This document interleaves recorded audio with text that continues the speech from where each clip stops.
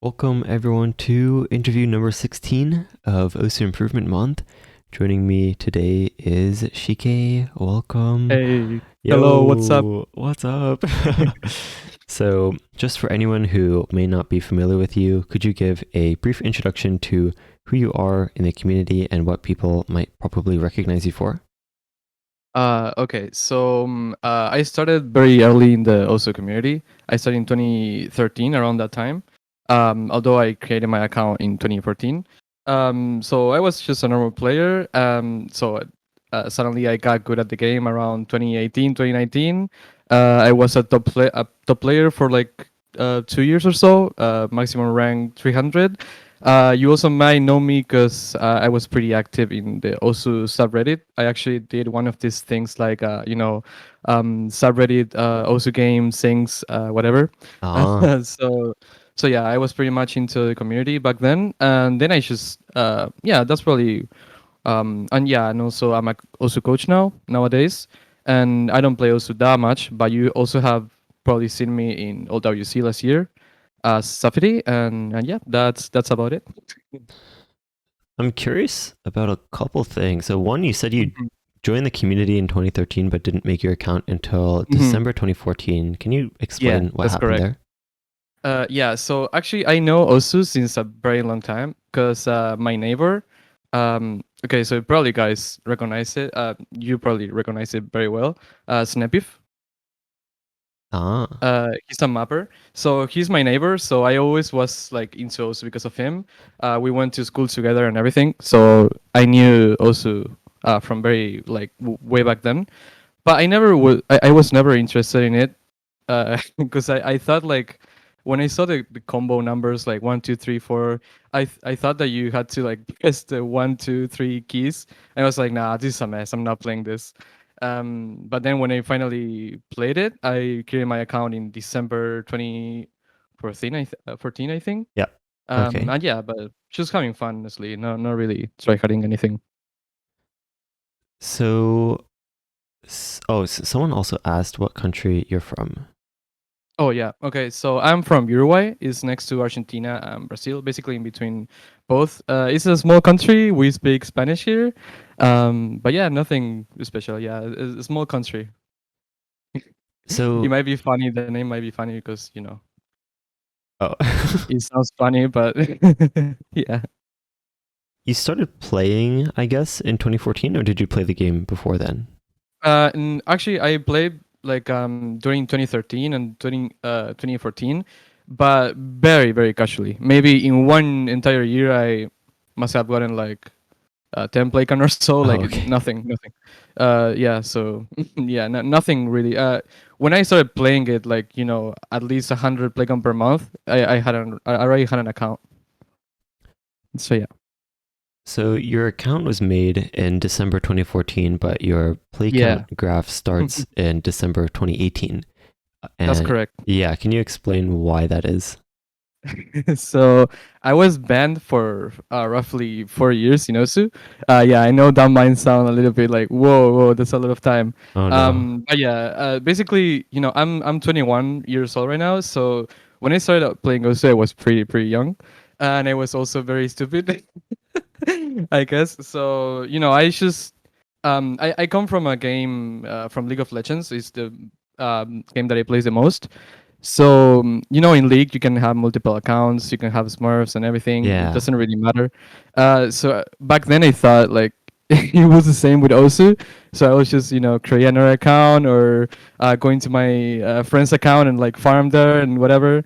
And yeah, it took me a while to realize I was doing the wrong thing.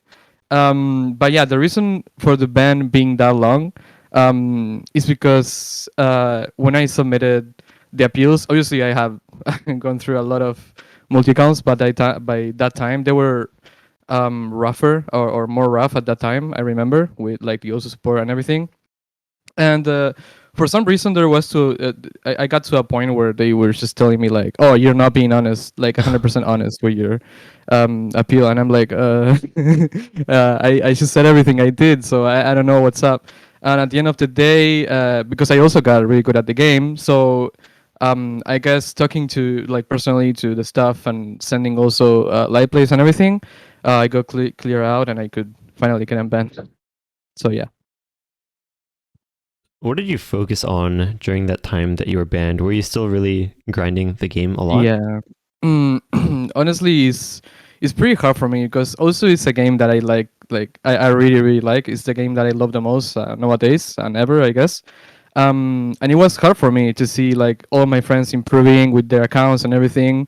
And back then there was no servers, like no alternative servers like nowadays Ripple or Akatsuki, whatever. There's a lot of private servers.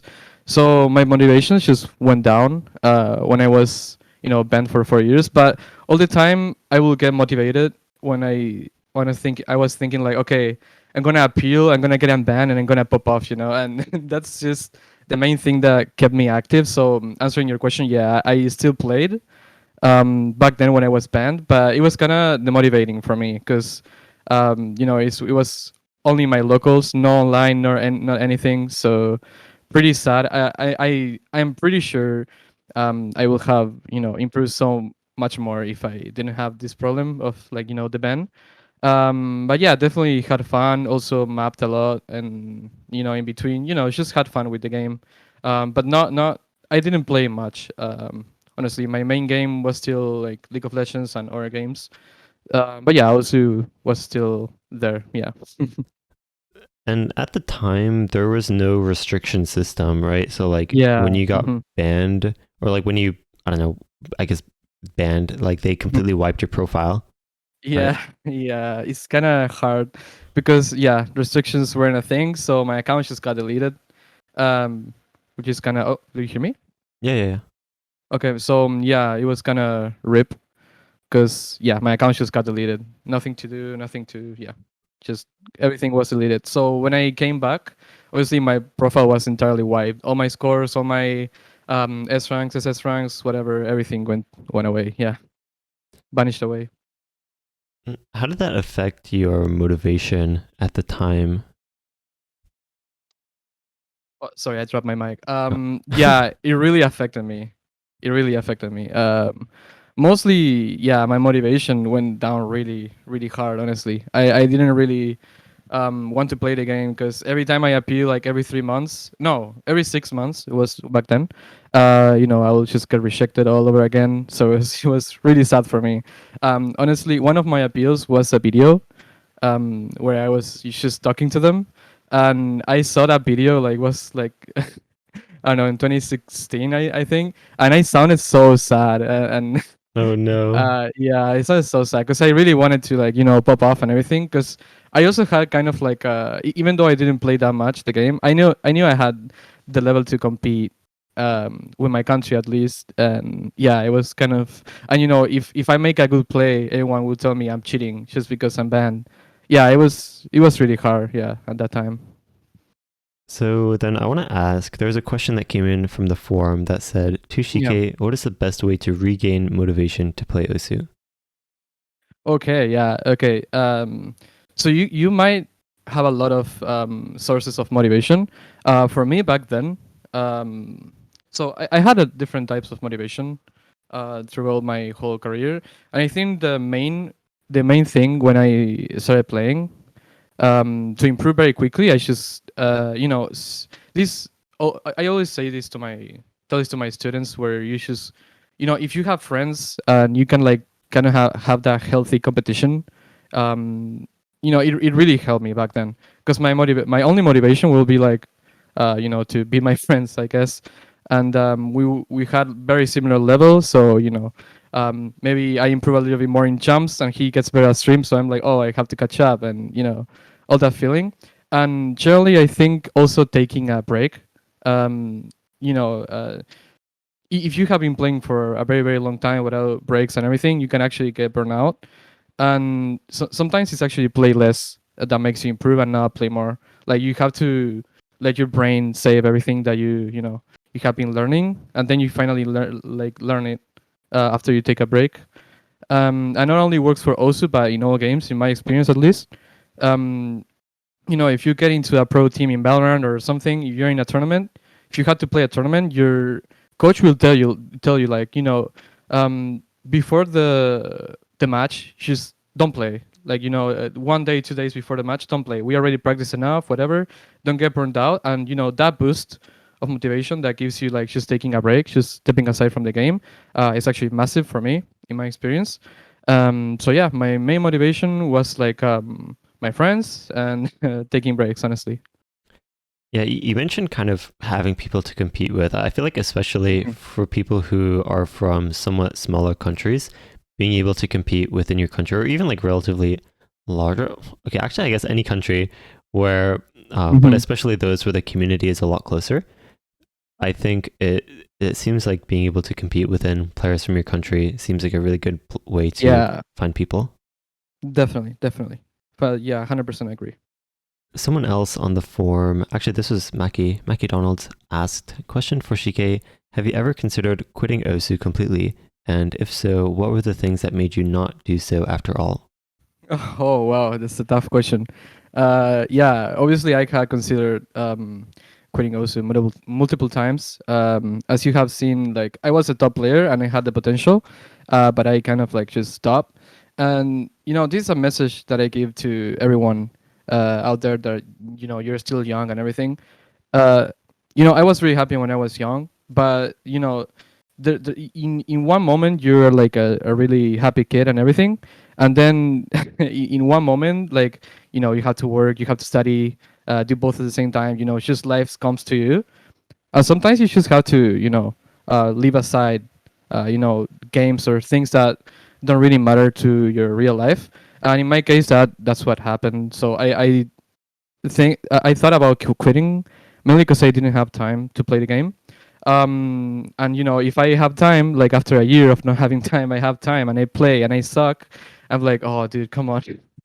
I might as well quit or something. So my motivation to not do it is just honestly, it's just believing in myself. And I look back to that kid that I was, and it was like, um, even though nowadays I'm not the best player in the world, I will be very proud of myself. So I just set a goal, an ultimate goal, like something crazy, like FC, freedom dive, HDHR, like with very good accuracy. Like I'm not quitting until I do that. Like I might not play a lot in between the years, but I might be like 35 years old and still play Osu. Eventually I will get there, and honestly, it's just the love to the of the game, and also coaching, like seeing the players improve, helping people to actually like get at like a shortcut to get to their goals. Actually, something that also motivated me to play a lot. And yes, in lately also OWC being a thing. Um, for me, since I was banned for so long, it was one of my dreams to play OWC too. So that's kind of like a motivation. Always a month or two before the OWC, I try to play as much as I can. So yeah, I think answering your question, like the main motivation to not quit the game was just setting ridiculous goals that maybe not today, not tomorrow, maybe not in 5 years, but someday they will be possible. Yeah. Ah, I see. Yeah, I guess having those reasons or like those one or two maps that kind of inspire you to keep playing, that seems Yeah, really powerful. definitely, definitely. Hmm. You mentioned coaching. So there was a question that came in that says, what got you into coaching and how does it affect your gameplay? Hmm. Oh, interesting. So I got into coaching because basically I didn't plan this, and I didn't actually know there was like also coaching actually existed, and I was kind of skeptical at the time, like 1.5 years ago. I was kind of like, there's no shot that also coaching is a thing or like it actually works or whatever. But as time passed, just helping my friends on voice call, like, telling them dumb stuff, like some analogies that they actually found helpful. So many people told me like, oh, you helped me so much by just like telling me this.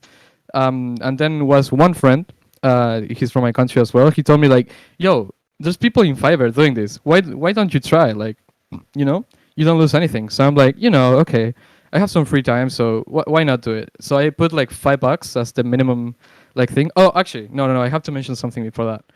um I have an Instagram account where I just like upload random clips of when I stream in Twitch, I guess. Um, and there I made a story like, guys, I think I'm getting into also coaching, whatever. So the first 15 people that respond to this story will get like a free coaching, just to like make sure that it works. So yeah, those 15 people got coached, and they found like it was a lot of fun, and they say like they felt bad by not paying me. So it was like, okay, I can get some like $5 an hour for doing this, I guess. So I did it, and then people like really started to like it, to see results. And the more orders that you get, the more that you have to work and like also change the price and everything. So yeah, that's how it goes now. And for me, it's more than a work or anything. It's just passion. Sometimes a player buys like 1 hour and I stay like three, because it's just passion to me. And like sometimes I just feel like I have to um, go over the top explaining a lot of things, or like yeah, and I just do it because of a passion, honestly. I think I always have like seeing players improve, and I think this fits me really well. Yeah. I've had Oh, that. or how it affects my yeah, how it affects my gameplay. Yeah. So I started being more conscious, honestly. I started analyzing myself more, and I think like I got to the point where I know exactly what to do to if I want to improve in something. So I was actually a very bad player in streams back then. Like not too long ago, when I was a top player, I was kind of like Badu.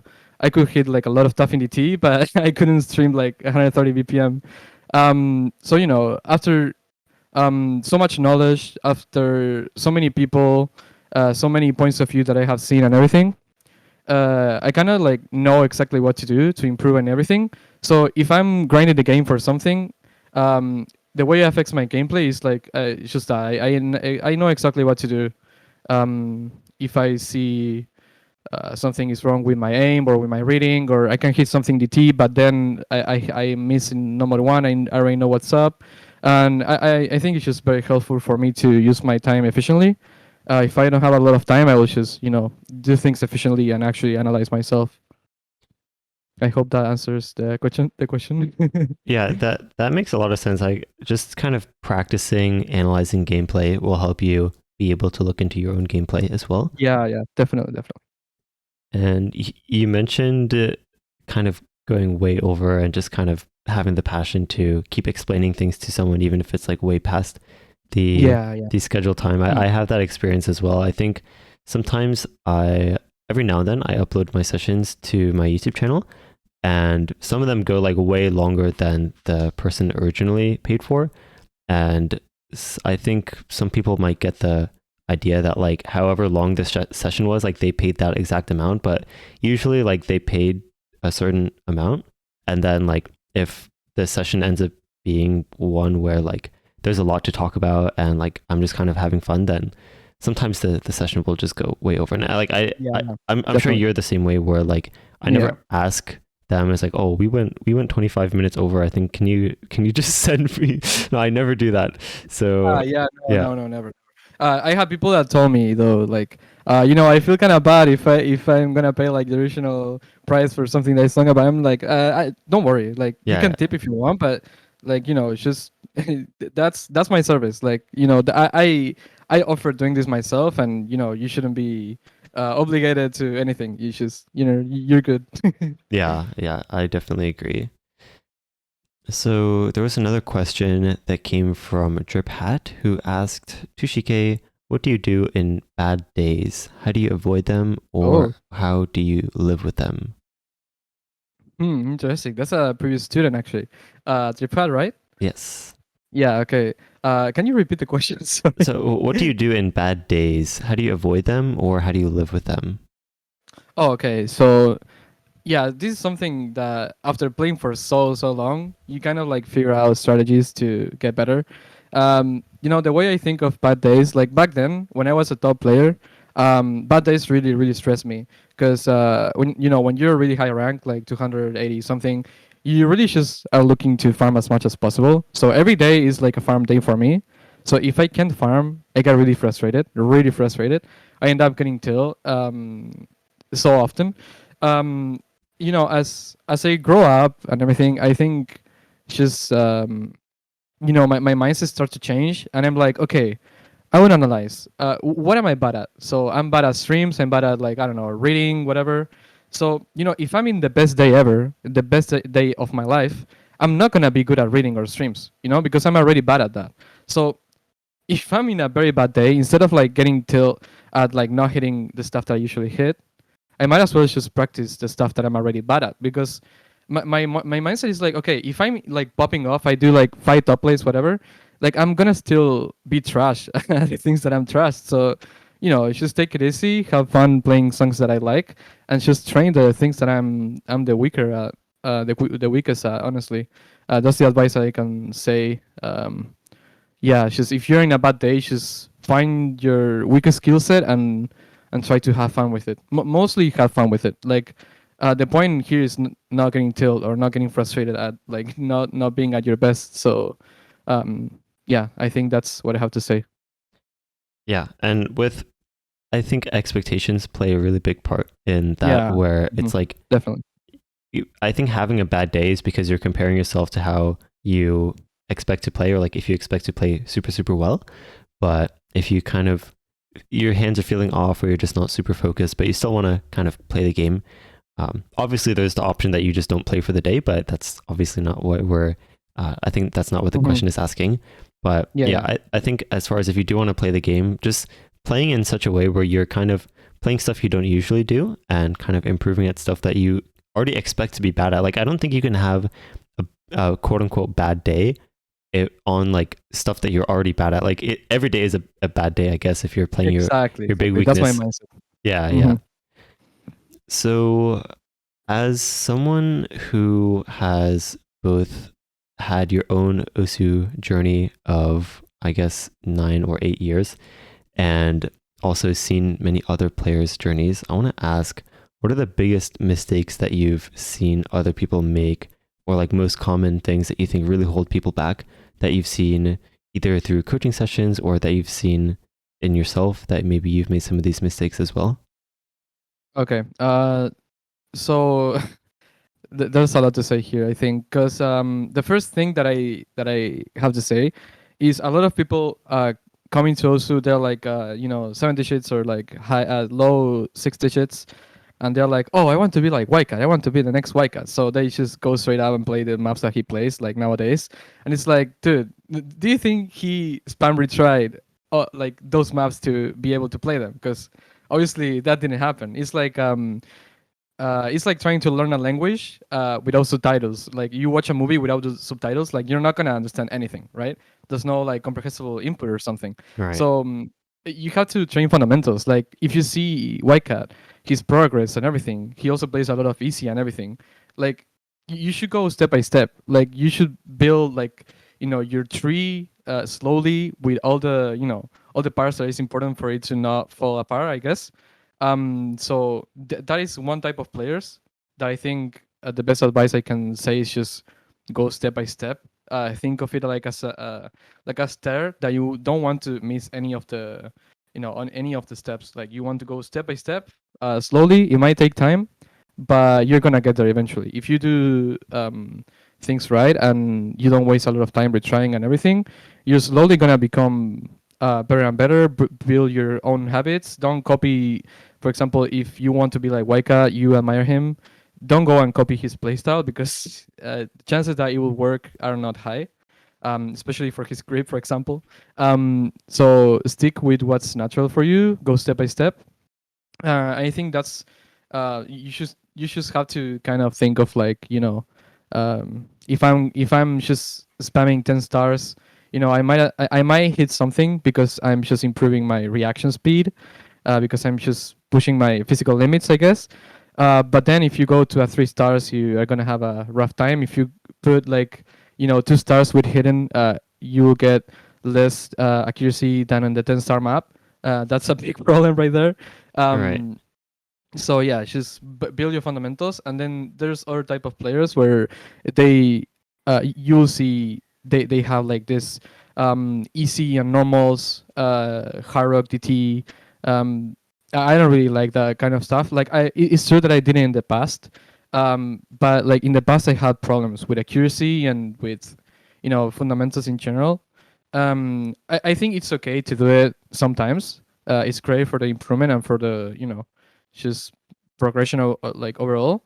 But I think just, when you should start playing, like, try to play at a little bit of easy maps, normal maps, get some SSs, get some S ranks. Nothing too crazy, but just, go step by step. Honestly, just missing the easy, the normal, the hard. Like, I think you should play those with no mod or hidden. But not. I don't like that hard DT thing, because they end up having like a lot of hours, and all his top plays are kind of like that. So there comes to a point where the hard maps, the 3 stars and everything, you can't actually use hard and DT.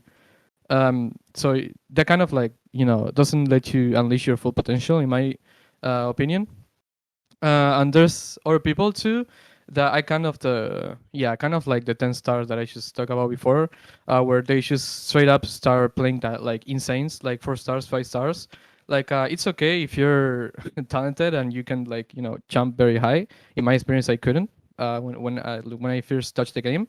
But again, you have to, you can't ignore the most basic beginner stuff. If you're gonna learn a language, you're gonna do the most basic stuff first. Not basically, if I don't know, layers of irony or something. I don't know. Like, you want to just go step by step, I guess. Learn the basic words, basic vocabulary, um, you know, all kind of stuff before you get too crazy.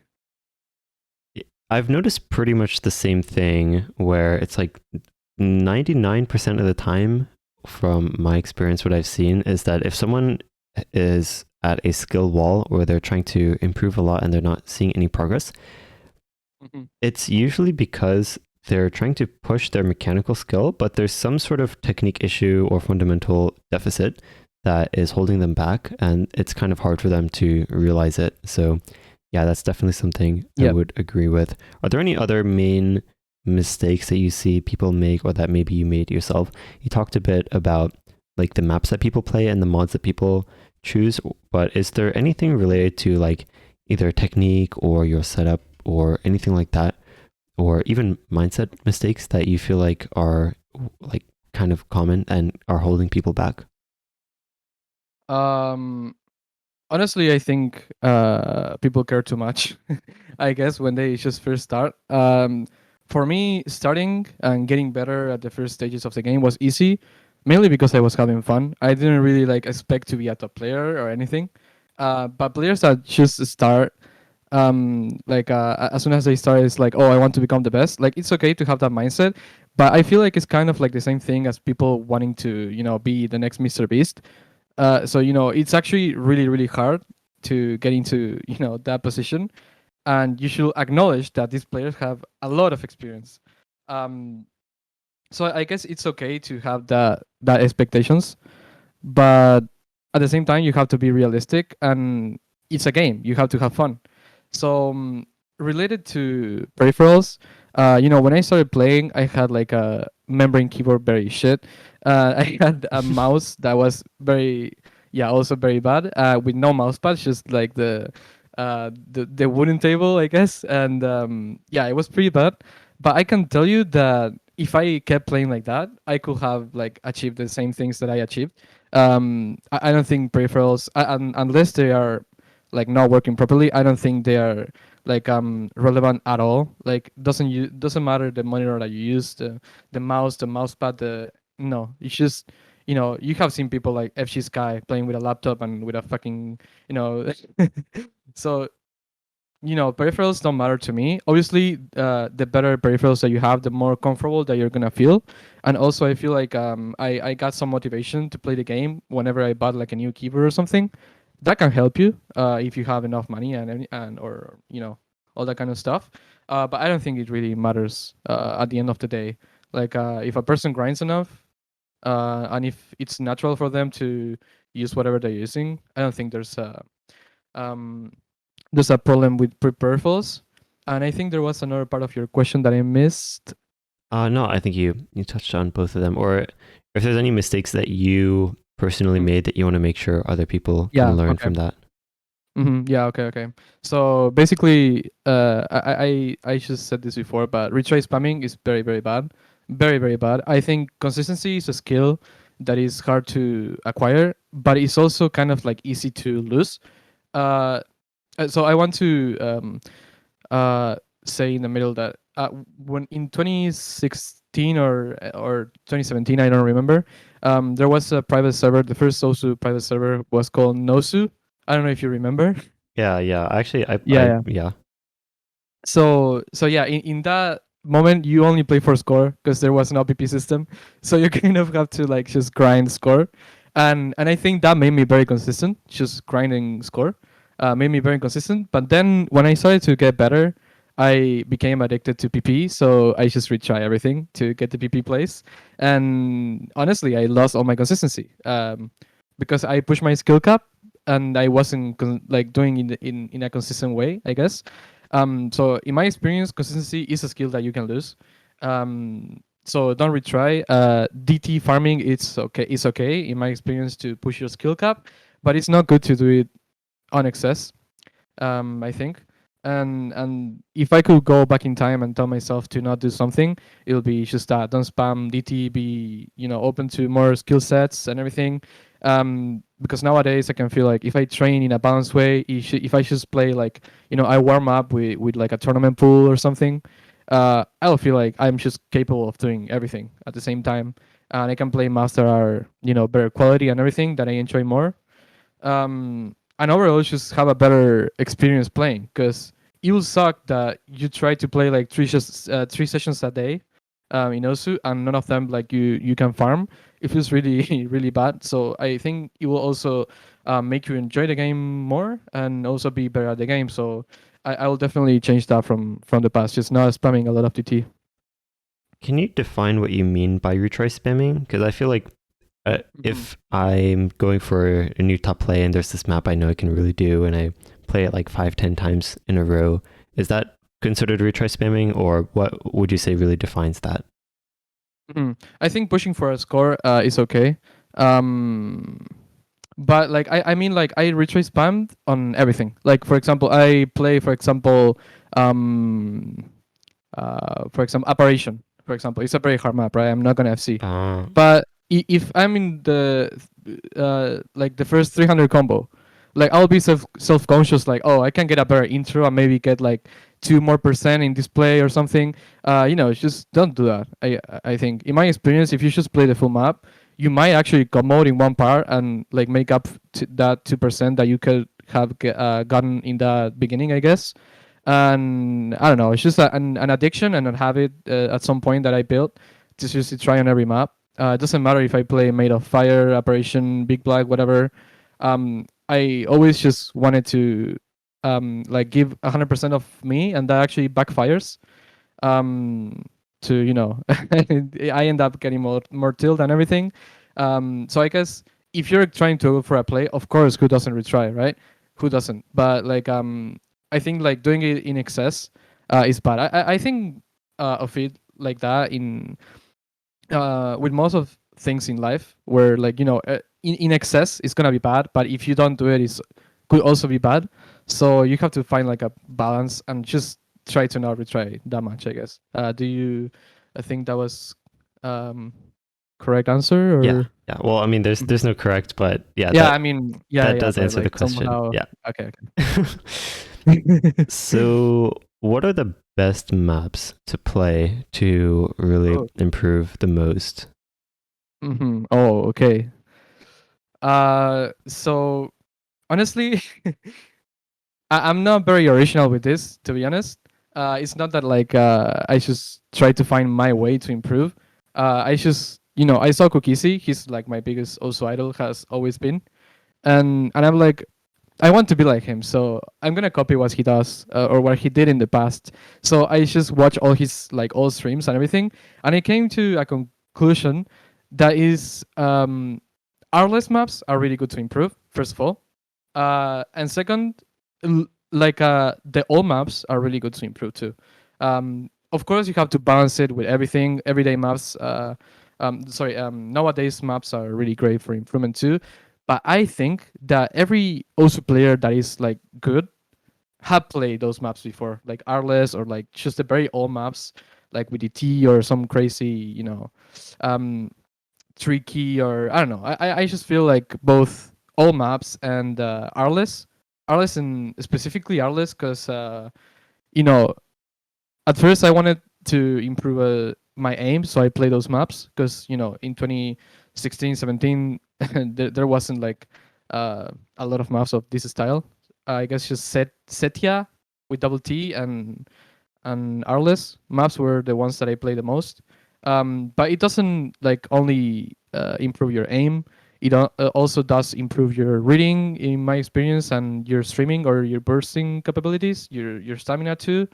um, and there's like I know a lot of maps of Arles that you can try, and mainly I think those I would say are really good for improving. Yeah, to be like a really good player, I think at some point you had to like spam these Arles maps or these old maps, like for example Boogie that Cookies play back then, or some of these old maps. Honestly. Yeah, I think those maps in particular, and especially at the time, it's like those maps were kind of designed to be challenging Hmm. for players and for them to really push themselves rather than just kind of being fit to meet the ranking criteria. Yeah, definitely, definitely, definitely. Yeah, and as you mentioned, there's these days there's a lot more of those kinds of maps, and Hmm. so I think, and I'm not sure if you're necessarily saying that like everyone has to go to Arliss OSU profile and only look at those maps. It's like Yeah, no, no, definitely those not. kinds of maps that are very like kind of player oriented and really focused on challenging yourself. And then Hmm. the other type of map you emphasize is kind of old maps, which I think those like because I'm curious to know like what exactly makes those maps so special for you. And I think for old maps, Hmm. it's like Yeah. those sorts of awkward patterns that kind of put you really out of your comfort zone in a different way. And they really challenge your reading and control and things like that. It's like a type of difficulty that's completely different from the type of difficulty you have these days, where it's all Yeah. about like speed and like large spacing, where in older Mhm. maps it was very like rhythm oriented and kind of like weird angles and things like that. Yeah. So I think that playing all maps helps a lot with snapping.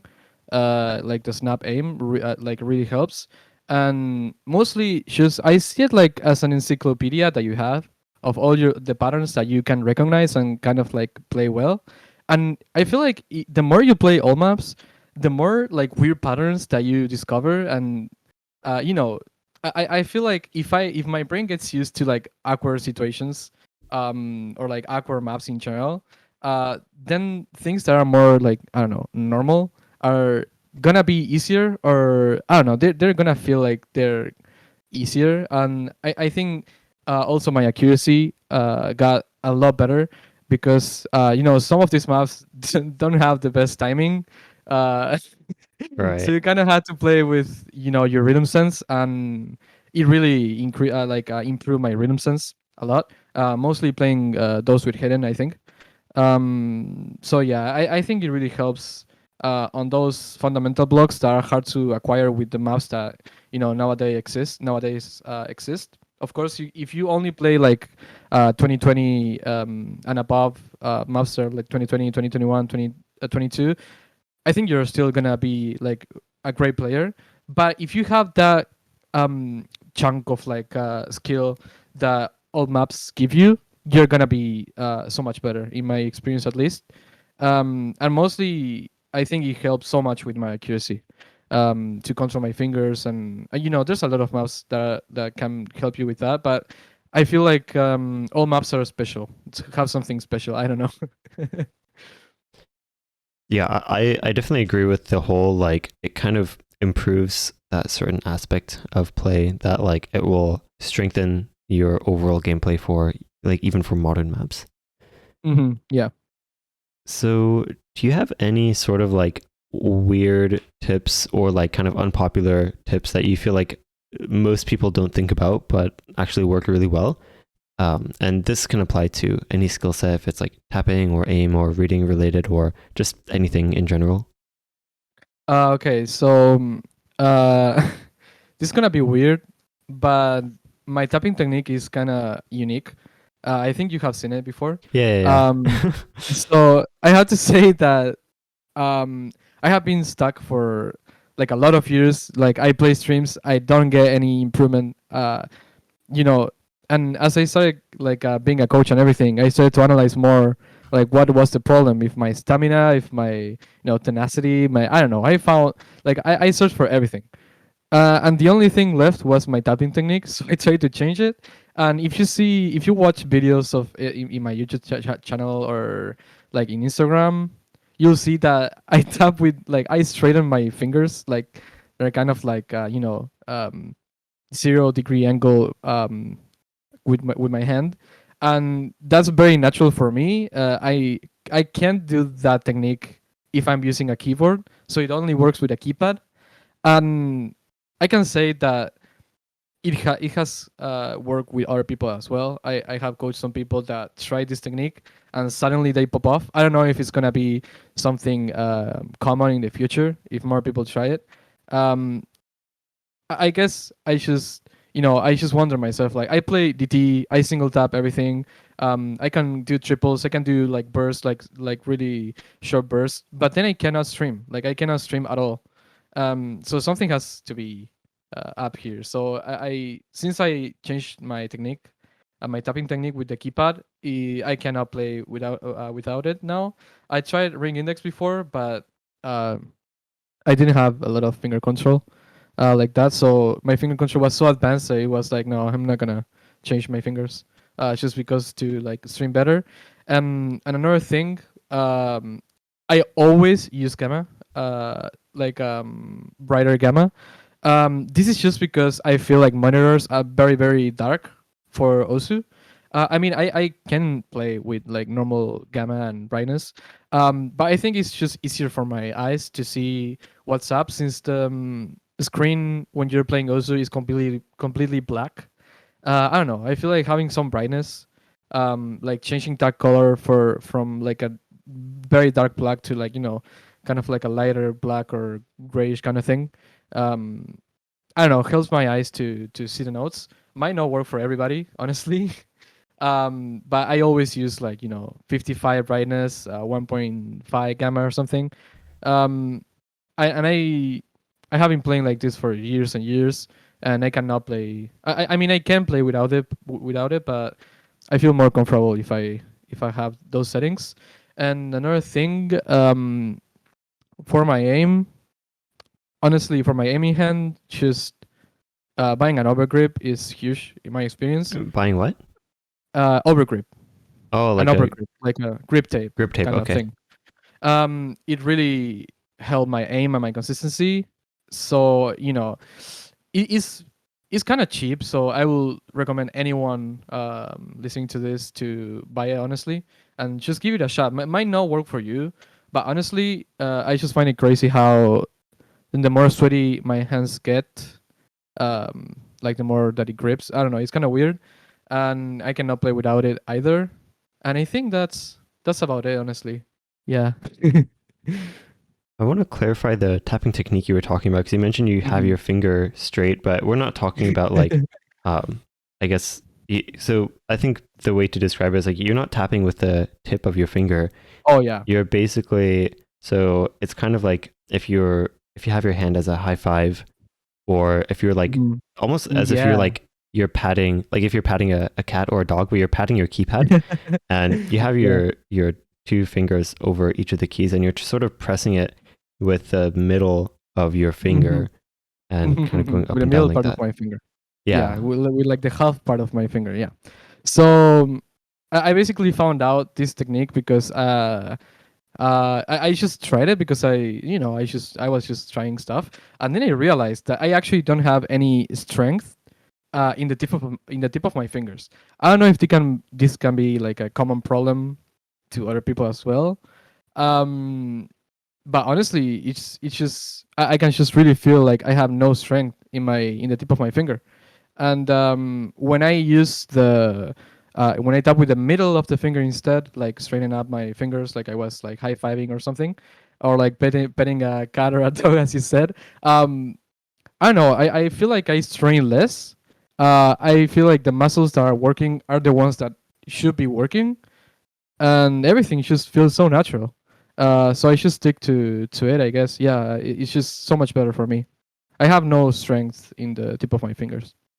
Yeah, and I think I also want to clarify, just in case, that Mm-hmm. the like everything is, I think, a preference, and up for you Yeah, to of course, of experiment course. with yourself and see if it works for you. Mm-hmm. So yeah, Mm-hmm. Of course. I don't think you're saying that like, oh, if this is not comfortable, then just force yourself to play because it's better. No, no, no, no. Obviously not. Okay. Obviously not. I talk in my experience because as I already said before, I try everything to improve in streams, and I just couldn't improve. And then when I tried this technique, it was like, oh, all the past grind that I did, like kind of like I could see the results using that technique. But you can try it if you have a keypad, you can try it. It might not work for you. In my experience, like it's like 20% of the players that I have tried this, it doesn't work. Like 20%, no, sorry, 20% works. So 80% of the people don't really find any improvement with this. So yeah, it's something very unique, and it probably is most likely that it won't fit you. So don't buy a keypad just to try it. I don't know, um, but or maybe yes, I don't know. You can do whatever you want with your money, but definitely don't try to change to my technique just because it worked for me. Like I have grinded a lot in the past, and that's why I magically got better. Just because I fixed my tapping technique doesn't mean that if you do this, you suddenly will stream. Like no, no, no, no, no. Just it's a personal preference thing. Yeah, definitely. Yeah, I feel like you could try it on your arrow keys, for example, on a normal keyboard, because that's where like you don't have any Oh keys yeah, on yeah. top of it. Actually, that's true. So yeah, just Oh, throwing that I out there. didn't think about that one. Yeah. Yeah. So someone asked on the forum, and maybe you've experienced this, someone coming for coaching, but I still Hmm. am curious your thoughts. So someone said, if my dominant hand is my left hand, but I have over 1,000 hours on mouse on my right hand, do you think it's worth completely relearning tapping or learning tablet with my right hand if I want to switch to tablet? Okay. Can you repeat the question? Yeah, so they're left-handed and they play with mouse for like 1,000 hours, Mouse with the left hand, right? or with their right hand, but they're left-handed. Oh, okay. Okay. Okay. Okay. So they want to switch to tablet, but Mm-hmm. they don't want, like, is it worth it to relearn their tapping with their other hand, or should they just learn how to aim with tablet with their right Yeah. hand? Do you have Okay. I any have experience with experience. this? Yeah. So I have experience with this myself because I'm left-handed. Um, but okay, so the thing is that yeah, basically I'm left-handed, and I started playing with mouse, with my right hand, of course. And then when I wanted to change to tablet because I play with tablet, I was kind of in the same dilemma, no? Like, should I tap, relearn how to tap, or should I, just be ambidextrous? I guess. Um, and honestly, my tapping wasn't that advanced back then. I played for like 6 months when that happened. So it wasn't like a really long time. Um, but I felt like I don't know. I feel like I'm cutting my progress. Um, so I don't know in that temporal line where I changed my I relearned tapping. If I'm better or not, I'm not sure. But what I can say is that in that progress of like learning how to use the pen and everything, I think I lost some time.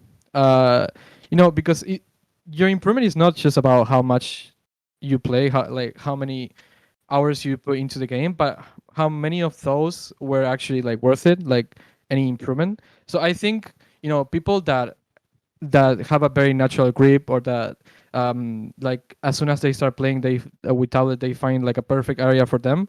Like these people will tend to improve more just because they don't have to care about this. So I'm not really sure if I will have been better or not, but I can definitely tell you that it took me a little bit of time to get used to it, to like make the change. But yeah, some people have told me like they really feel comfortable um, tapping with the other hand. Uh, so it's kind of like okay, might as well like just relearn because they feel like you will be better at the end of the day. This is a consideration that you should make yourself honestly on how you feel. But in my experience, yeah, it took me like 1 or 2 months to get used to like grab the pen. So definitely my improvement uh was a little bit slower because of that. Like it kind of stopped for a little bit. But yeah, if someone wants to like answering the question, um I think you should quantify how advanced you are in tapping, and like actually just quantify if it's really worth it to relearn tapping. um because you might as well like change with the left hand the pen, and it doesn't feel great, and you end up like not liking tablet at all or something. I don't know, it's kind of like personal and trying around. Honestly, it's a hard question to answer, but honestly, my experience just quantify how much progress you will lose, and if it's actually like worth it, if you feel like really cool make you a better player, just go for it. I mean, there's not much that you will lose, just a little bit of time of improvement. But yeah, I don't regret learning to grab my pen with your hand. I don't regret it, mostly because now I can write with my both of my hands. So it's kind of nice for studying and all of that. Kind of useful, I guess. So yeah, I don't regret my choices, but I definitely think that you should be careful when making these decisions. Yeah. Yeah, it seems like something that can really go either way, which is sort of what I'm hearing you say as well. Yeah, yeah, yeah. Hmm. So, while we're on the topic of aim and grip, what would you say are the most important things for improving your aim, and like what sort of goes into getting better at aim? Okay. So the first thing that we have to understand is that aiming uh is one part raw aiming and one part reading. Um, I'm gonna say I have heard a lot of people saying like, oh, if it's 90% or 95% or I don't know. For me, it's like like 80%. Like the majority of your aim is gonna be your reading, and maybe someone is shocked by hearing this, but you just look at Kokisi, like, or like he can play with mouse and he can like sometimes he can like pass scores that he did on tablet. So his raw aim like doesn't really have a value compared to his reading. So the first thing that I will understand is that reading is a very big part of aiming. And about raw aim, what I have to say is like honestly, the raw aim just comes down as like you can have some limits in agility and everything that you can push. Um, that's kind of like your raw aim. But I think if you are comfortable with your settings, with your peripherals and everything, the raw aim doesn't really matter that much. Like I feel like if you play DT, like very high AR, DT, and HR, small circles, your aim will get better. But it doesn't mean that it's your raw aim. Like you might have a good aim, and then go into like like a Atama no Taiso, for example, right? Oh no. Um, yeah, and your aim will seem a little bit off, and it's not because your raw aim is having is making mistakes. It's because you aim perfectly to that place because your raw aim is perfect, but you're aiming to a place that your brain is telling you to aim that is not correct, right? Because your reading is not um, good. So if you want to improve your aim, in my experience, what I did was playing AR8 with DT master are really really hard. So you can find your equivalent or just playing easy mode in general. I remember I started back then with Dai Dai Genome, like the old one that was like a farm up back then. Um, just starting with that and starting with like easy halftime, it's pretty messy. But time by time, slowly you will learn, and slowly you will understand like how important the node density is when trying to improve in jumps. Yeah, in aim in general, I think. And for flow aim, because it's also part of aim, right? Um, I think it comes down to experience, of course. Um, like I don't think I did something specific to improve my um my flow aim. I think I just, the more streams that you play, the more okay. So I can say that um having a higher refresh rate monitor actually helps me to like focus on my cursor more, and like see, like, track not my not by note, but I think it just comes down to focus, mainly, I guess. So yeah, also also flow aim is kind of hard to practice more than, because it's mainly just reading, honestly. um so yeah, it's just experience. But yeah, if you are there and you want to be the next Ycat, you want to like jump very well, I guess, you should play easy mode, definitely. In my experience, this is what helped me the most. Play easy mode, play artless maps, play challenging maps. Keep yourself keep a balanced map pool of training. Like, you will train raw aim, like, artless maps, or like just hard maps in general. But then you will also go back to, play some easy DT, easy halftime. Slowly you will get there, and trust me that when you start playing easy mode, you will see the results. Like, you will see that everything becomes so much easier or less dense to read. It's kind of hard to explain. It's a weird feeling. But I just can literally um, like, because of experience, after I started playing like low AR, things like Rainbow Dash Legs Pony or something like that. I Yeah, don't Rainbow remember Dash the Lex name. Girls. Yeah, or Atama no Taiso, maps like this are so much easier after you learn the fundamentals of reading and aim. So your aim potential just gets way better, honestly. You mentioned refresh rate. I want to ask a bit more about that. Actually, someone Mhm. in the forum said, I want to ask Shikke whether or not refresh rate really matters. So can you expand a little more on your thoughts on refresh rate? Yeah, okay. This is a good question. So right now I use 280 hertz on my monitor, and so I know I said like it helps me with focus, um, but I don't know if it's kind of like a placebo or something. Because if I tried like playing with 60 hertz, and it's actually like not that bad. Like, I can still, like, play it. But I think there's a misconception a little bit, where people, like, if you're a 5-digit player that tries so hard and everything, but you have like a very bad setup and everything, you have like 60 hertz, and then you have like a friend that is like, is improving faster than you, because and like you think it's because they have like a better setup than you. Honestly, that's not true. Honestly, I don't think that. I think that the refresh rate will be kind of like, it will help you, but it can also be bad. So I will explain that in a bit. But basically, I think that hertz will actually matter if you're someone like Embrek, like that is actually pushing the physical limits of the game. If not, you can get like to top 10 world with 60 hertz.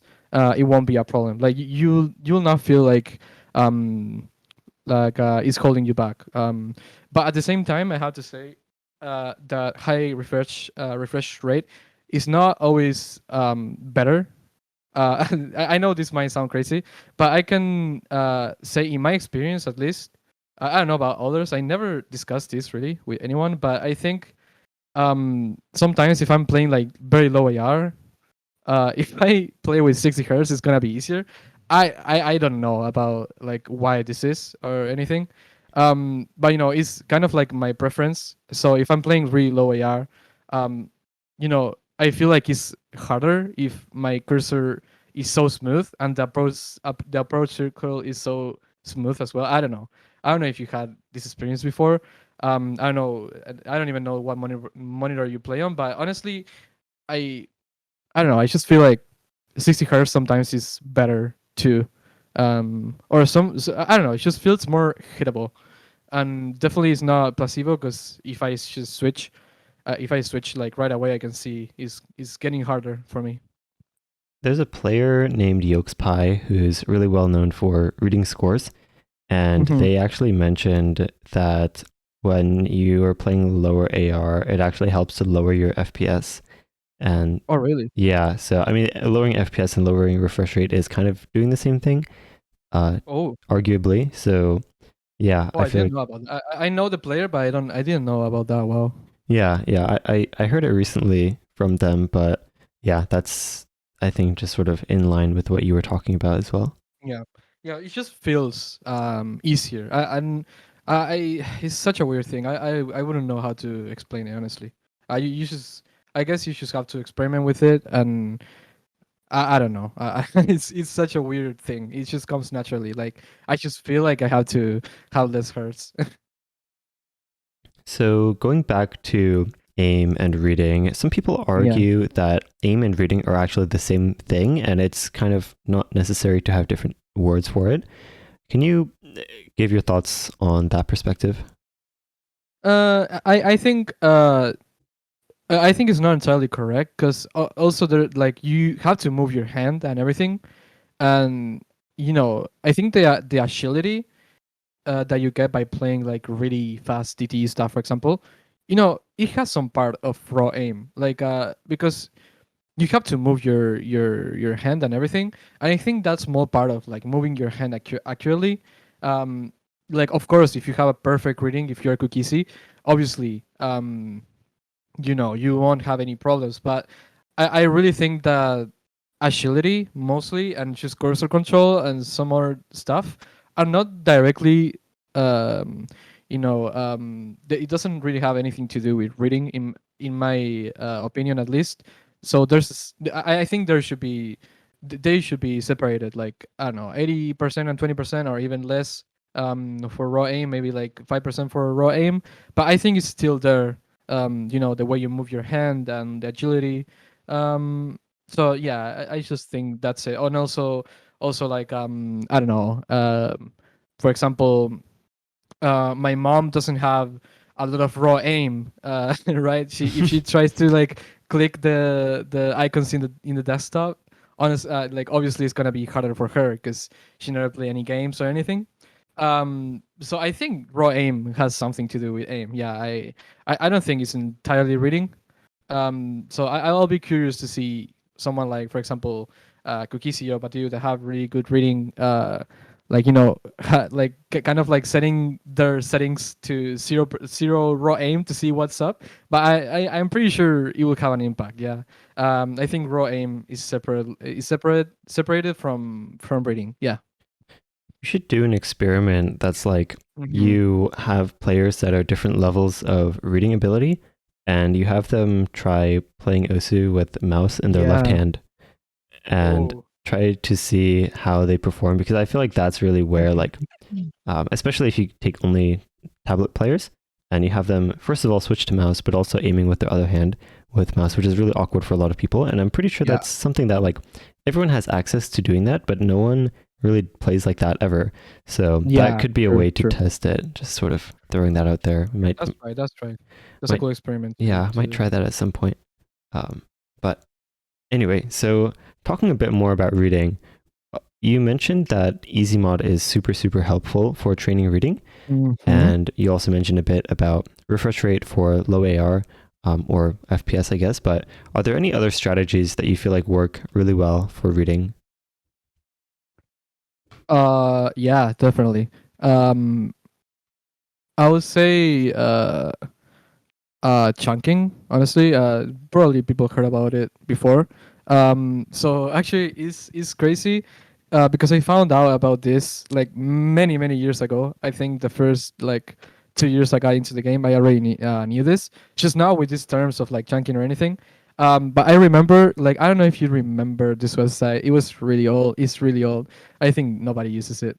It's ask.fm, I Yeah, think. yeah. Everyone Uh, used it at the time in OSU. yeah, yeah. So there was a player. I don't remember the name.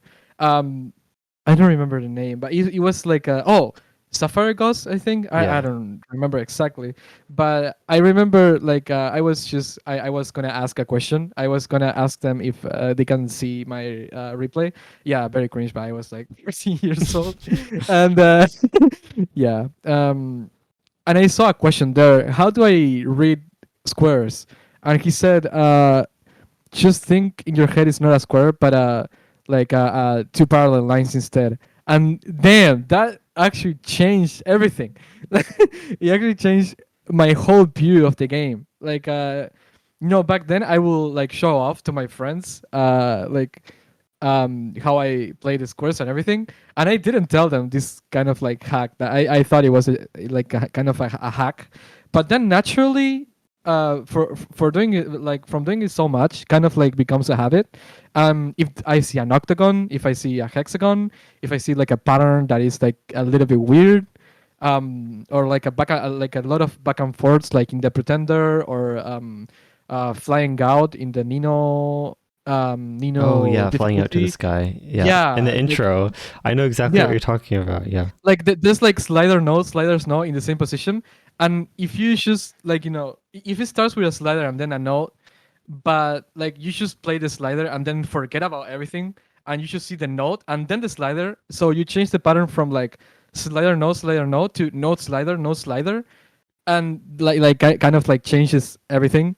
So it's just chunking in general, um or yeah, just chunking the patterns into more I guess digestible, I don't know how to explain it, Yeah, like sections. different pieces of that. Yeah, the different sections of that pattern, you kind of like separate them in your brain, and it just becomes easier. To do this, I started playing with a skin that had no numbers and no follow points, so I could just like make them up in my head, I guess. That's how I started to chunk, and then it became so natural that just using the normal rough skin I could do it. But yeah, I think everyone should try it, and I think that's in reading. That's one of the things that I actually changed everything. I can tell you, changed everything. So yeah. I want to talk a little more about mindset, specifically about comparing yourself to other players. Mhm. But more specifically, I want to ask, what would you say is the difference between inspiration and comparison? Wow. uh, can you repeat it? Yeah, what's the difference between inspiration and comparison? Like if I'm inspired by a certain player versus if I'm comparing myself to that player, what's the difference? I guess the difference is like inspiration is kind of like back then 2016, like I see Kukisi being unbanned, and it's like, oh, like I really want to play because he's playing. I don't know. That I feel that's inspiration. Like I'm just like a big fan and I want to be like him one day, so I kind of like grind what he grinds. But I guess that's just being a fanatic, I think. But I think it's inspiration, right? Like he inspires me to play. I think comparing, I don't think you can compare yourself to anyone unless you're kind of like in a similar level, or unless you're like comparing like other um things like mindset or things like that don't like have anything to do with skill. But I don't think I compare myself to when I was like five digits. I didn't compare myself to top players back then. I think comparison can give you like a short term improvement, but the inspiration is like a long term improvement. Yeah, I think comparison also like can lead you to feel bad about your own gameplay. Yeah, yeah. Yeah, definitely. So comparison, in my experience, if it's with friends and everything is okay and everything, um is okay. But when I was a top player, um I felt really bad. I had some tough nights, like thinking of like, oh, this player was lower ranked than me, and like suddenly he knows how to stream, he's better than me and everything. Of course, makes you feel so bad, and I felt so bad so many times when I was a top player comparing myself to others. But I think if you're strong enough to break that barrier of like feeling bad, it's actually a good thing to compare yourself to other players. I think that's how other people improve too. My top player friends will also get kind of sad, but they will all like improve. But I definitely think that if you have a mindset where you just don't care, if you just you're yourself, you just look into your own improvement and you don't compare ever, you're probably gonna have a better experience. Like I don't know about results. Um, because in my experience I improve so fast so much by comparing myself to other people, but I feel like if you never do it, you can still like you will enjoy the game more, I think. If you don't stress about it, you will improve way more because you're just enjoying the game, I guess. Being a top player, yeah, that's it. Okay. I think that's it. You mentioned rank a little bit and how you kind of would feel bad sometimes if someone who's lower rank was able to get a better score. What are your Yeah. thoughts on the PP system or the rank system in this game? And are there any things that you would do to improve it? So I think the PP system, like like as much as people like complain and everything, I think it's okay. Mostly, if you're an old player, you know how fucked up the PP system actually was back then. So my top play is Horrible Kids in the 2016 PP is almost 900 PP, which like it can't be, right? It can't be. Um, so I think people complain a lot, but it's actually so much better than before, so much better than PPV1. I would like some stuff added, like extra PP for like I guess I don't know. For example, if you cursor dance, like you can get like 1 or 2 PP more or something. Uh, I guess, and like if you follow the slider like perfectly, you should also be rewarded more for the people that snap everything. Um, Players like Boshiman, for example, that I don't know if he was him or someone else. Yeah, I think it was him. That he's like kind of like gimmicky player. Yeah. And I think um, aim was a little bit underweighted, but I think it's getting better now. And I want to aim more towards not penalizing so much for shit missing. If you shit miss in the middle of the song, I don't think that should cut like half of the PP that you get. Um, Definitely you should, separate a line between okay you have seed and okay you shit miss in the middle. Um, but just giving them a little bit more of value. Yeah, because you might perform really really well in the parts that you should perform sorry in the parts that are hard, but then you should miss and it's like bruh, like I got like minus 300 pp because of that. And no, I don't like that. But in the future, maybe if it can be rewarded, things like cursor dancing or like you are following the rhythm perfectly, things like that I think will be cool. Mainly I think I always thought about this when I started playing. I was like, why in the easy maps, right? Why the score doesn't take into account that you are, right? Because the top number one might be like the number two will be can be way cleaner than the number one and Right. like not get rewarded for it. I don't know. Yeah, that's what I feel. I think in Osu Laser, they'll make it possible to track all those things, like what type of pattern you missed on, if you hit the hard Yeah, part, or even just things like unstable rate as definitely. well. Yeah. I hope because it will be an amazing, an amazing add-on. Honestly, if I ever make a game in the future also related, I want to add things like if you cursor dance, you're getting a little bit more FPP. You deserve it. Like I guess depending on how like much you, yeah, you did it, I guess. Or if you follow the follow points like perfectly, like perfect like straight line, might be a little bit more rewarding to those players that's not really really like like if you were like an autobot like me, for example, that I always try to play like that. So they get a little bit more of reward for doing that. I don't know, it will be fun, I guess. It will be cool. I think this is the part where I ask a couple miscellaneous questions. Okay, yeah, sure, sure, sure. So, someone in the chat named Boo Boo asked, "What are your thoughts on the song Yumi?" On the song, Yes, right? Not yeah, on the map. the song. So about music, personal preference, I don't have. I listen to all type of musics, be K-pop, be rock, whatever. I enjoy everything.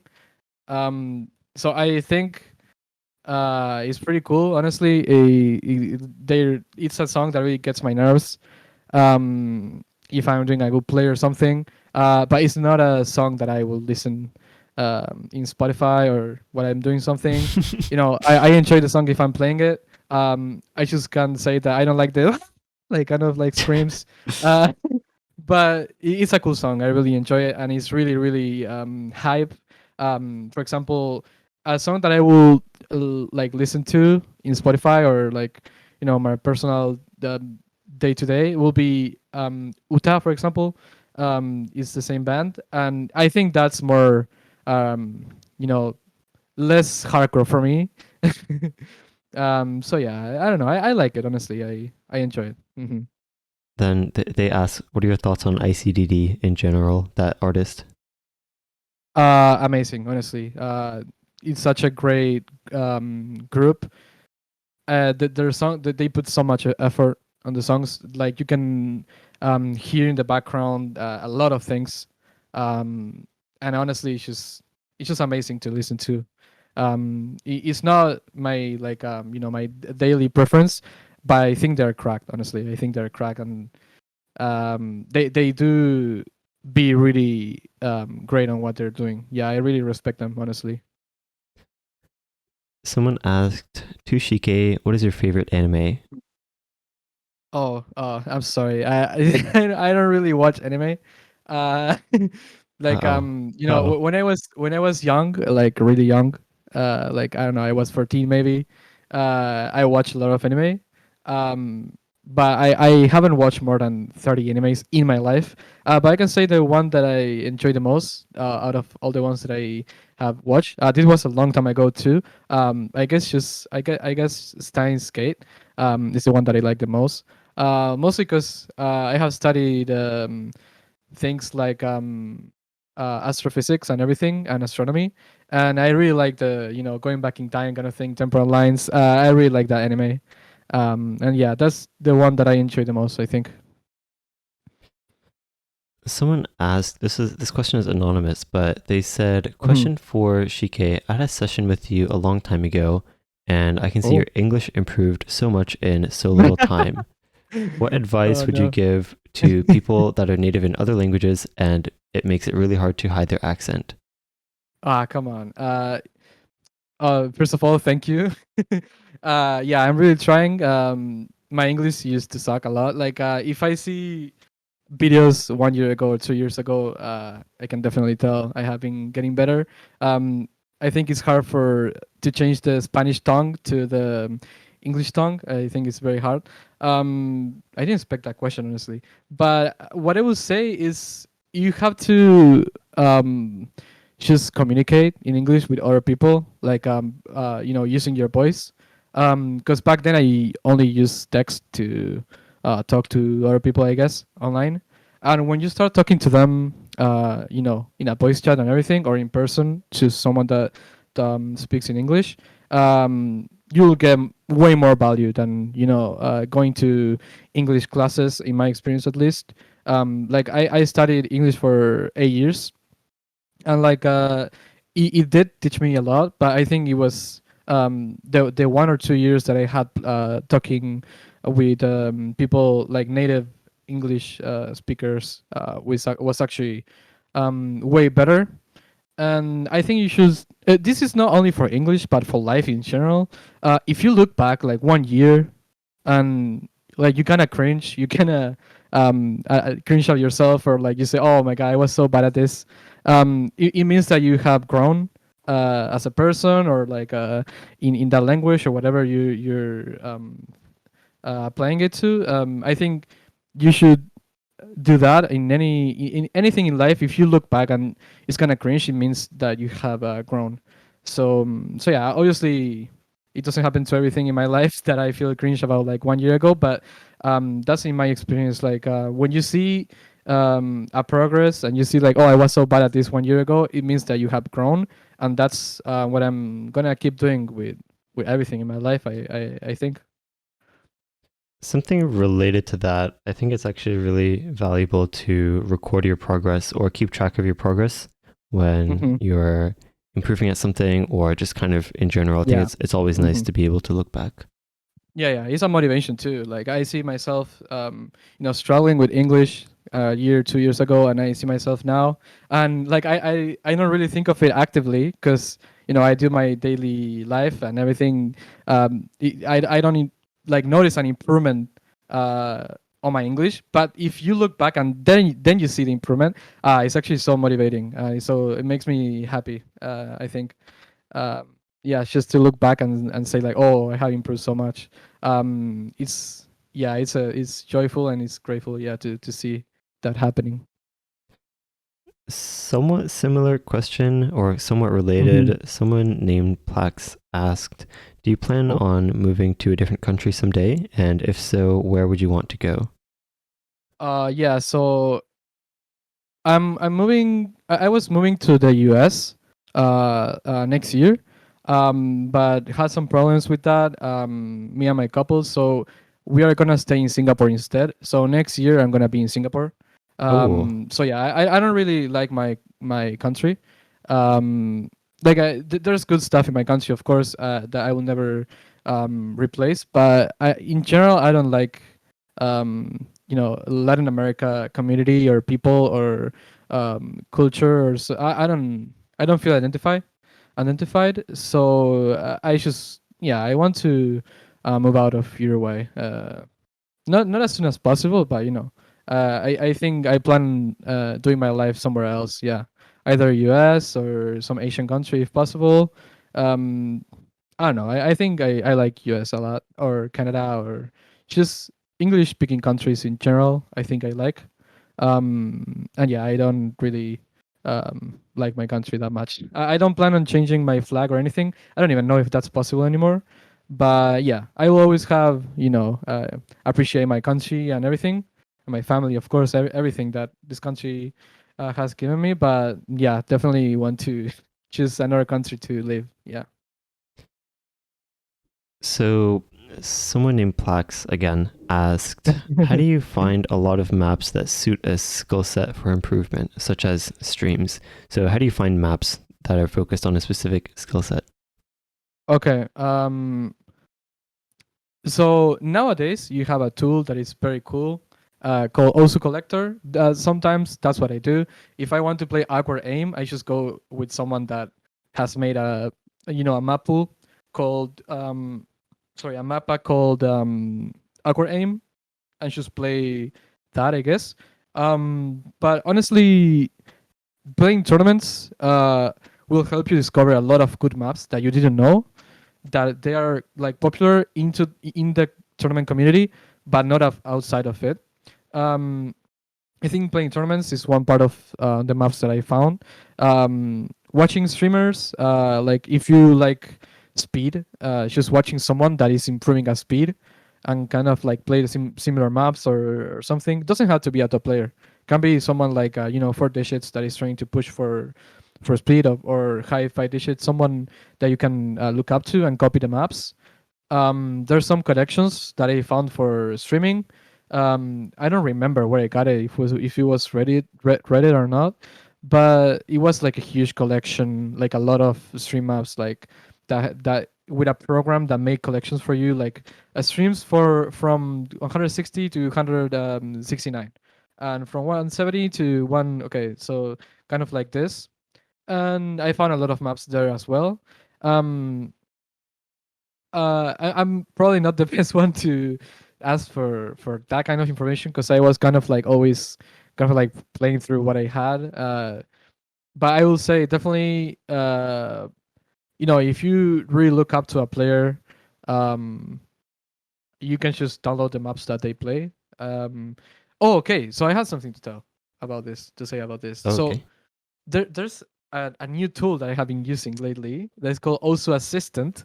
I don't know if you heard about it. I've never heard of that actually. Okay, yeah, it was in Reddit, and it was like, oh wait, it's interesting. So it's a tool that you can like that works with the APA, no API or sorry Right. of Osu, and like you throw the link of someone's profile, like for example Kukisi, um, and there's an option to like download all the maps that he has ever played, like Graveyard, Pending, whatever.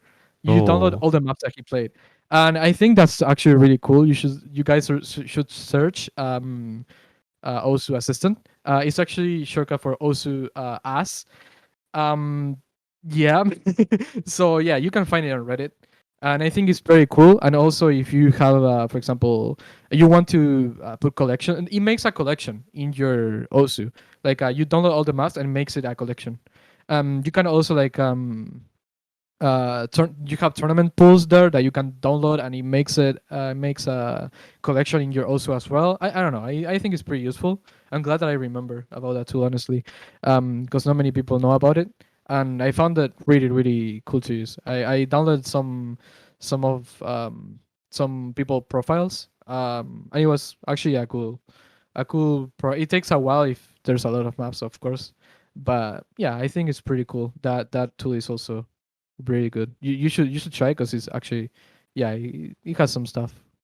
and now that you mentioned the name, I actually remember seeing that post as well. But yeah, Oh, that's cool. I can link it in the live chat. But the yeah. Reddit thread is called. Well, actually, there's the forum post also. Mm-hmm. Um, Oh, but the Reddit thread is called "I made a tool for automatic beatmap retrieval." Usu oh yeah, yeah. ASS.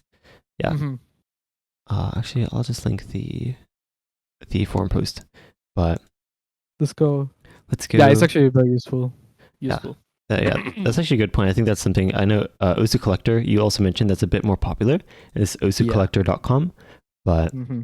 yeah, I think honestly, I definitely agree with your approach because it's like you could kind of take one map and go to that mapper's profile if they make streams and try to dig through the website. But I feel like it's just so much more efficient these days to just go to a collection that someone has uploaded or Yeah, yeah, something like definitely. that. So Much more convenient. yeah. And this is also one of the reasons why everyone like they say like, oh, players nowadays have genetics like so much, like I don't know, or they're so much better than before. It's because they have these tools.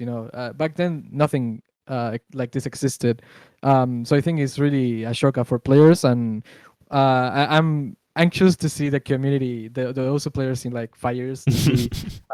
Yeah, I'm really curious to see how this ends. But it's just, I think it just makes the players be better and better all the time with these tools. Someone named Riri asked, if you were to focus on improvement from where you are right now, what maps would you be focusing on? So this is more like you personally, if you're trying to improve where you currently are. And this is obviously personal to you specifically, but Yeah. what maps would you personally be focusing on? Hmm. Yeah. So right now I'm trying to improve actually, because if you guys were in the beginning of the call, I talk about my tapping technique, how that affected my gameplay, and honestly, everything is so much fun now that I can stream. So I just play a lot.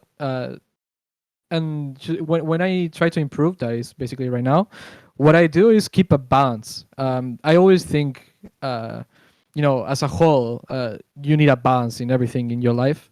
Like universe is basically a balance like between chaos and order. Um, so I think you should balance yourself. Like you're gonna play stuff like you get B ranks. That later you will improve, and that actually makes you like improve your skill cap very efficiently. I have noticed, because B ranks is kind of like the middle ground between something being too hard or something being too easy. So if you look at kind of like on a graph, like on the right end you have like an SS, and on the left end you have like a D rank. So B is kind of like the middle of everything. A being really close to S, and SS as well. But kind of like B ranks is the target for you to improve skill cap. So I will practice that basically. Anything that I'll get a B rank on, I can get a B rank on a 6-star map that is very tricky, or I can get a B rank on 10 stars. Doesn't matter. Like as long as it's difficult for me, it's gonna work. Then I will just play tournament maps that I know are really good for improvement. Uh, Honestly, just by playing tournaments, I think you can improve.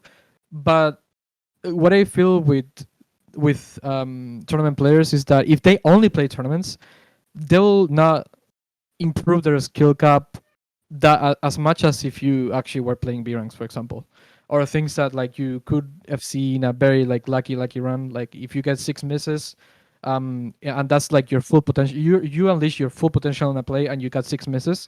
This is a map that you want to try. Not spam, but yeah, that you want to try because I think those are the ones that push your skill cap the most.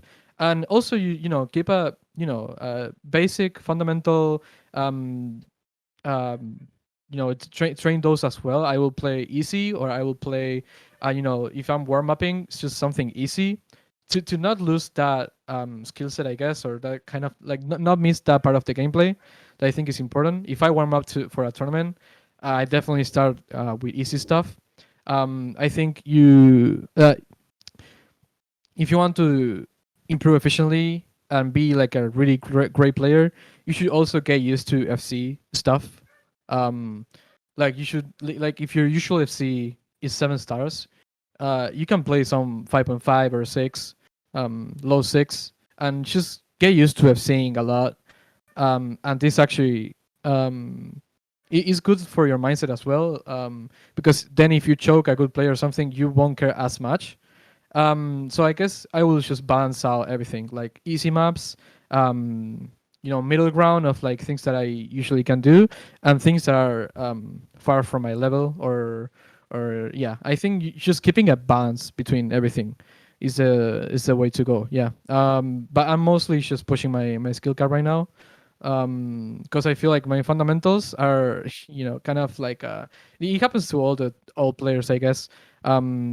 That from playing so many shit, so much shit, my fundamentals are enough. So I guess for improving efficiently, you just have to balance everything. And right now I'm focusing on, yeah, pretty much on everything, but mainly focus. I will say like uh 40 or 50% of my focus right now is to push my skill cap. So I play maps that are hard, but you don't have to, forget about the basics and the fundamentals. Yeah. Yeah, I think that especially emphasizing not only that, like, I think that sort of range of kind of B rank difficulty, I definitely agree is really, I wouldn't say optimal, but really beneficial for pushing your Mm-hmm. skill cap. But also, as you mentioned, like, and I sort of want to point this out as well. Like, there's definitely players out there that try to emphasize like training fundamentals more than skill cap and things like that. But the reality is, chances are, and I'm sort of like one of those players as well, where I think most people who think about the advice that I give is more catered towards training fundamentals. The reason for that is because most people already are trying to push their skill cap, and you need Yeah. that Yeah. balance. And so most people are lacking in fundamentals rather than skill cap. But if you're the other way around and your fundamentals are really strong, but you don't spend much time pushing skill cap, then that's actually what you should be doing. It's not like Mm-hmm. everyone in the world should be focused on fundamentals, because there is a balance to be had, as you mentioned. So yeah, Mm-hmm. I think it's important that you brought that up as well. Yeah, yeah, and remember, guys, I answered this personally. Like, what works for me and what I do. Like, I'm really experienced in the game already.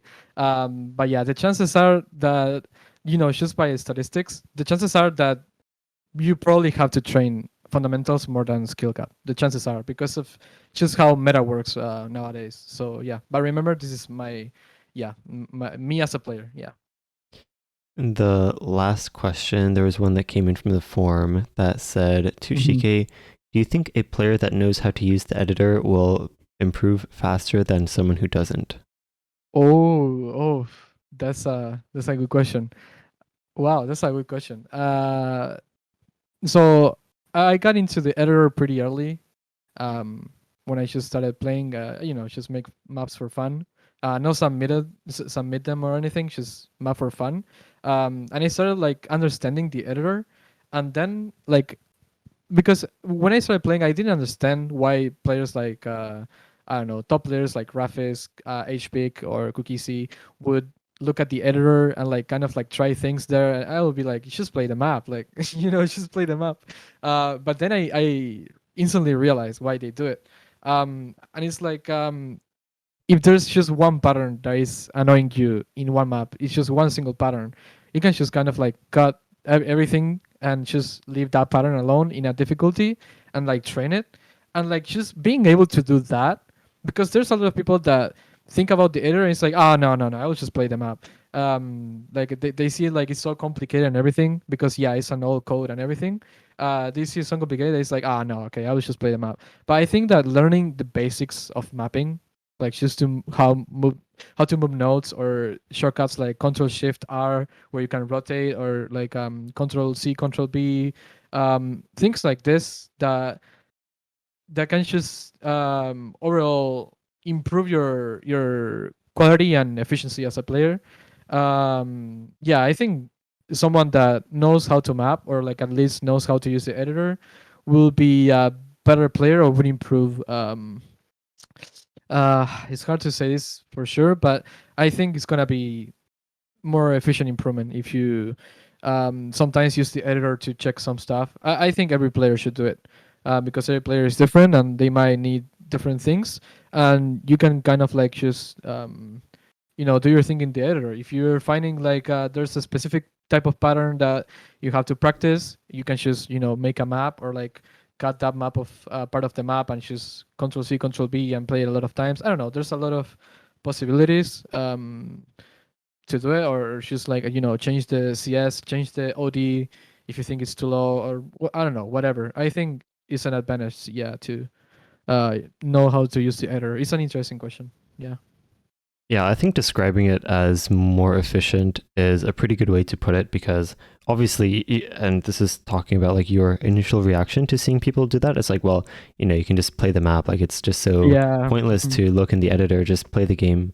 And I have actually seen that opinion out there throughout the community. But basically, what you're saying is that, like, why would you spend 4 minutes getting to that hard part of the map that you can't read instead of just going to the editor and looking at how it's how it's Yeah, of mapped? course.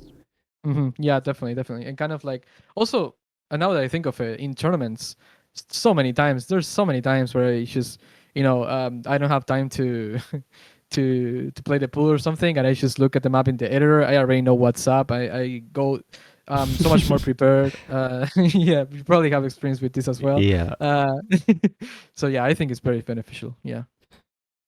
All right. I think that might be a good spot to wrap up. I think we Yeah. covered a lot of stuff. Do you have any final closing thoughts or opinions or things that you want to share with the world? Mm. Yeah.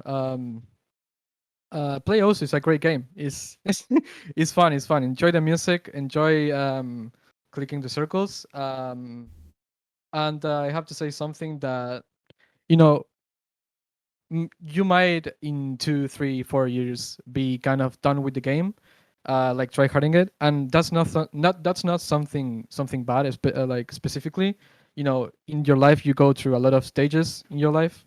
I think just eventually you will stop try harding Osu as much as you do today. You will stop enjoying Osu as much as you do today. So keep these moments that are very precious for you, because in the future you might miss them, and you have to make it worth it. Like, okay, I enjoyed this enough that now, like, it's not painful for me to live this apart, and just enjoy. Honestly, don't think too much about anything. Just enjoy the game, because sometimes it might change. Everything might change, and yeah, just enjoy the game. Honestly, just enjoy the game. It's very popular what I just said, but yeah, just enjoy the game. Those are wise words to wrap up with. Thank you again, Shike, for Yeah. joining Oh, me. thank you.